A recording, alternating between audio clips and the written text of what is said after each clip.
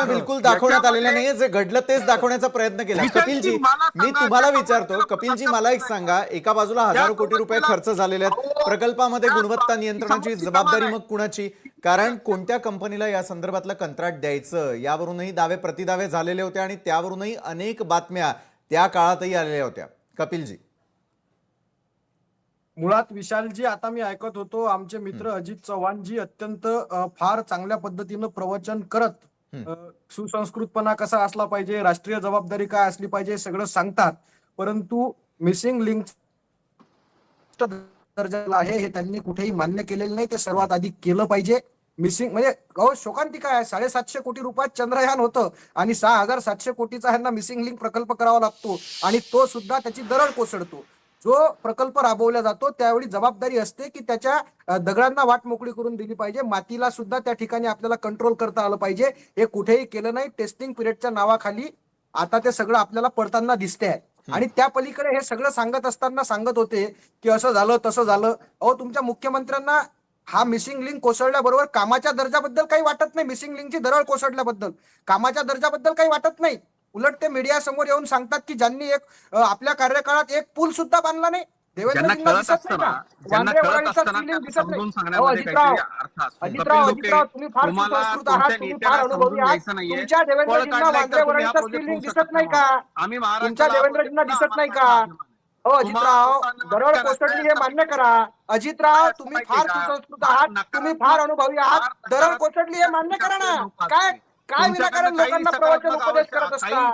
तुम्ही फार प्रवचन करता, उपदेश करता. दरड कोसळली हे मान्य करा. काम निकृष्ट दर्जाचं झालं हे मान्य करा. तुमच्या लोकांनी फक्त पैसे खाण्यासाठी कुठल्याही नैसर्गिक संकटाचा अंदाज न घेता फक्त आणि फक्त आकडे वाढवले, फुगवले आणि पैसे खाण्यासाठी निकृष्ट दर्जाचं काम केलं हे सुद्धा मान्य करा ना. ज्या पद्धतीनं तुमचे नेते टी वॅगन मध्ये रील काढत होते, फार काही केलं तर तीर मारत होते, त्याच पद्धतीनं त्याची जबाबदारी सुद्धा घ्या. दरड कोसळली, काम निकृष्ट, साधा विषय आहे. आम्ही सुद्धा विकासासोबत आहे, पण निसर्गाचा समतोल काँग्रेसवाले पाहणार आहे का? कपिलजी, अजितजी, दुसरी आणखी एका महत्त्वाच्या मुद्द्याकडे जायचंच आहे आपल्याला. मात्र अखिलजी तुमच्यापासून सुरुवात करेल.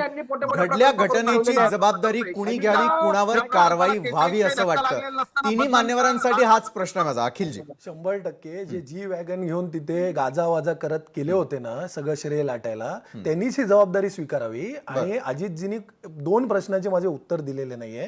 टेस्टिंग हे रस्त्याचं हे किंवा एखाद्या प्रकल्पाचं हे आधी केलं जातं की प्रकल्प सुरू झाल्यावर केलं जातं? माननीय मुख्यमंत्री बोलतात टेस्टिंग पिरियड चालू आहे. हे ते परवा देखील म्हणाले, आज देखील म्हणाले. मला एक सांगा, जी माणसं त्या रस्त्यावरनं ट्रॅव्हल करत आहेत ते काय ह्यांचे गिनीपिग आहेत का? की त्यांचा जीव धोक्यात टाकून यांचं टेस्टिंग पिरियड करायला? आणि दुसरं सगळ्यात महत्वाचं विषय तुम्हाला मी इकडे नजरेत आणतो तुमच्या, की हे जे काय 700 मिलीमीटर पाऊस झाला, 700 मिलीमीटर पाऊस, त्याच्यापेक्षाही जास्ती पाऊस तिथे त्या वेस्टर्न घाट्समध्ये होतो. ह्याची जाणीव हे त्या MSIDCला माननीय मुख्यमंत्री महोदयांना, ज्यांना हे प्रकल्प रेटून न्यायचं होतं, त्यांना हे सगळ्यांना असायलाच पाहिजे होती. जर माहिती नव्हती तर मग त्यांची खूप मोठी चूक झालेली आहे. त्यांनी येऊन आधी माफी मागावी महाराष्ट्राची. आणि ते अशा प्रकारे लोकांचं जीव हे गिनी पिग म्हणून हे तुम्ही टेस्टिंगला नाही टाकू शकत. आणि हे कुठलंही इंजिनिअरिंग मार्वल नाहीये. आता जे घडलेलं आहे ना त्याला इंजिनिअरिंग मार्वल सांगू नका, कारण तिकडनं ट्रॅव्हल करणारे ना एव्हेंजर्स आणि स्पायडरमॅन नाही आहेत की त्यांना काय दरड कोसळून काय होणार. नक्कीच अखिलजी, म्हणजे कुणीतरी जबाबदारी घेणं गरजेचं आहे आणि या संदर्भातल्या जबाबदारी सोबतच कारवाई महत्वाची आहे. अजितजी, कोण जबाबदारी घेणार, कोणावर कारवाई होणार?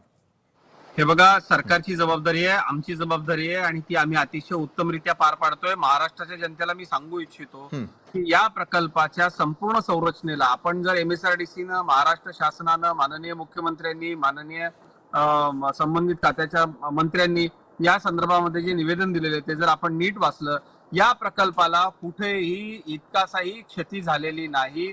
प्रकल्पाच्या समोर जी सुशोभीकरणाची कमान होती त्या कमानीवरती वरून अति पावसामुळे काही राडारोडा येऊन पडला, त्यामुळे सुद्धा कुठलंही नुकसान झालं नाही, कारण त्याची अतिशय चांगली उपाययोजना केलेली होती. हा राडारोडा हटवण्याकरता काही तास लागले, त्यानंतर लगेचच पुन्हा हा मार्ग अतिशय व्यवस्थित सुरक्षितपणे सुरू झाला. मला फक्त इतकंच सांगायचं आहे की या अशा घटनेमुळे इतक्या चांगल्या प्रकल्पाची ज्या पद्धतीनं आमचे विरोधक संधी साधूपणे बदनामी करतायत, एकतर स्वतः काही करायचं नाही, जे करतायत त्यामध्ये जर काही अहो, त्रुटी केलं ना, राहिली- कोण म्हणतं नाही केलं, कोण म्हणतं नाही केलं. तुमचं जे अतुल सेतूचं जे तुम्ही गाजावाजा करताय ना, ते पहिल्या गर्डर पासून ते 82% काम हे उद्धव बाळासाहेब ठाकरे यांच्या कार्यकाळात झालं आणि ते पण कोविडच्या काळात झालं. म्हणून तुम्ही आम्हाला इन्फ्रास्ट्रक्चर बद्दल सांगू नका. स्वतःला इन्फ्रास्ट्रक्चर मॅन आणि इन्फ्रा मॅन म्हणण्याच्या जे काय तुम्ही नादात लोकांचा जीव हे धोक्यात टाकताय आणि वर तोंड करून सांगता की टेस्टिंग पिरियड चालू आहे. इकडे हे महाराष्ट्राची जनता काय एव्हेंजर नाहीये. अजितजी तुम्ही एव्हेंजर आणि भारतीय जनता पार्टीचे लोक स्पायडरमॅन आणि सुपरमॅन असाल, पण सामान्य माणूस तसा नाहीये, हे जरा लक्षात घ्या तुम्ही. नक्की अखिलजी, आपला मुद्दा लक्षात आला. कपिलजी अगदी थोडक्यात. अजितजी आपली वेळ संपलेली आहे. कपिलजी अगदी थोडक्यात. देवेंद्रजी लिहितो त्यामुळे मला जी मुळात झळा आहे ना, अजितराव आणि भाजपच्या सगळ्या त्याचा लोकांच्या हा बुद्धीची परिणाम कीव आहे. करावी वाटते की ते सांगतात स्वतः काही करायचं नाही. अजितराव तुम्ही सुद्धा वांद्रे वरळीच्या सिलिंग करून जात असाल, तो काँग्रेसनं केलेला आहे, त्याला कुठेही भगदाड पडले नाहीत. आणि टेस्टिंग पिरियडच्या जर गप्पा करत असाल तर कोणीही चालू करा म्हटलेलं नव्हतं. तुम्हाला स्वतःचा मोठेपणा मिळवण्यासाठी प्रकल्प घाई पूर्ण करण्याची घाई तुमच्या मुख्यमंत्र्यांना असते. स्वतःच्या प्रसिद्धीसाठी आणि टक्केवारीसाठी अनेक प्रकल्पांना भ्रष्टाचाराचं पुरण बनवलं, प्रकल्प निकृष्ट दर्जाचे केले. अजितराव निमूटपणे जबाबदारी घ्या, दोषींवर कारवाई करा आणि सरकार म्हणून आता तरी पुढचे प्रकल्प चांगल्या पद्धतीने करण्याचा प्रयत्न करा. अजितराव, तुमचं मारण संपलं असेल अशी अपेक्षा करतो. दोषींवर कारवाई करा आणि तुमच्या मुख्यमंत्र्यांना आठवण करून द्या की काँग्रेसच्या काळातले प्रकल्प अजूनही दर्जेदार आहेत. काँग्रेसनं केलेलं प्रत्येक काम हे विकास दर्जाचं असते. हे फक्त बरं, विकासाच्या स्वतःच्या नावाखाली होत बुद्धिमत्तेसाठी असलेली आणि कामं टक्केवारीसाठी सर्वसामान्य असते. त्याचा वापर करताना दिसतात. मात्र कुठलीही जीवितहानी आणि त्या ठिकाणी नुकसान होऊ नये हीच एवढी अपेक्षा सर्वसामान्य जनतेची असते. मात्र ज्यावेळेला प्रकल्प येतात त्या प्रकल्पाच्या सुरुवातीपासून शेवटपर्यंत काय होतंय यावरती आमची देखील नजर असते आणि या संदर्भातलं जे मुख्य काम आहे, मुख्य कारणं आहेत ती मांडणं, जशास तशी बातमी देणं हे आमचं सगळ्यांचं आद्य कर्तव्य. त्यावरती चर्चा करण्यासाठी आपण तिन्ही मान्यवर आलात, त्यासाठी धन्यवाद. तर आज दिवसभरातल्या आणखी एका दुसऱ्या महत्त्वाच्या विषयासह आपण भेटतोय, ती म्हणजे मुंबई आणि देशाची आर्थिक राजधानी. मात्र आज BMCला धन्यवाद म्हणण्याची वेळ सर्वसामान्य मुंबईकरांवरती का आलेली आहे? घमासान चर्चा एका छोट्याशा ब्रेकनंतर.